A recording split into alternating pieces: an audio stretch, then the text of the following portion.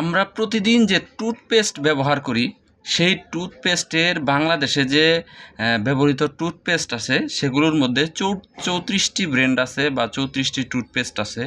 সেই 34টি টুথপেস্টের মধ্যে 26টিতেই মাইক্রোপ্লাস্টিক পাওয়া গেছে, যেটা কিনা মানবদেহের জন্য খুবই ক্ষতিকর।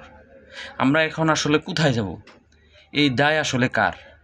এটা কিন্তু অবশ্যই একটা চিন্তার বিষয়। আমরা তো মার্কেট থেকে আমাদের ওই রকমভাবে যাচাই বাছাই করে আসলে পণ্য কেনার কিন্তু সামর্থ্য আমাদের নাই। এটা করার একমাত্র দায়িত্ব কিন্তু সরকারের। আমরা যখন ছোটোবেলায় ঘুম থেকে উঠতাম, আমার মনে আছে আমি ছোটোবেলায় কয়লা কিংবা পোড়ামাটি এসব দিয়ে দাঁত মাজতাম। আসলে আগের যুগের মানুষরা তারা আসলে বেশি দিন হয়তোবা তাদের ছিল, বাঁচার ছিল।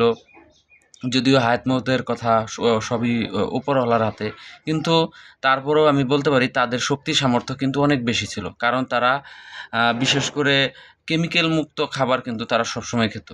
এটাই হচ্ছে সবচেয়ে বড় বিষয়।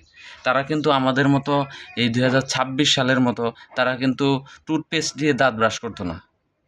এবং কি তারা যে খাবারগুলো খেত সেগুলো ছিল অথেন্টিক, পিওর এবং গ্রামের খেতে খামারের যে খাবারগুলো সেটার মধ্যে কোনো প্রিজারভেটিভ নেই। আর আমরা শহরমুখী যে মানুষগুলো আছি, আমরা কিন্তু দিনের পর দিন সেই একই খাবার গ্রহণ করতেছি, প্রিজারভেটিভযুক্ত খাবার, যেটা আমরা বুঝতেই পারতেছি না। আসলে এটা এই খাবারগুলো যে আমরা খাচ্ছি, আমাদের তো না খেয়ে উপায় নেই, আমরা কোথায় যাব? কিন্তু এটার দায়িত্বটা কার? এটা দেখার দায়িত্বটা কার? এই যে 26টি টুথপেস্টের মধ্যে যে ফাইবার পাওয়া গেল, প্লাস্টিকের ফাইবার পাওয়া গেল, এবং এটির মধ্যে একটি টুথপেস্ট আছে যেটা শিশুদের ক্ষেত্রে ব্যবহার করা হয়। এটা আসলে খুবই আমি কি বলব, খুবই ন্যাক্কারজনক একটা ঘটনা। আমি অবশ্যই আশা করব যে এগুলার পিছনে যথাযথ তদন্ত গঠন করা হবে, এবং যে টুথপেস্টগুলোর সমস্যা আছে অবশ্যই যেন এই টুথপেস্টগুলোর মার্কেটিং বন্ধ করে দেওয়া হয়। এটাই হচ্ছে আমার একমাত্র দাবি।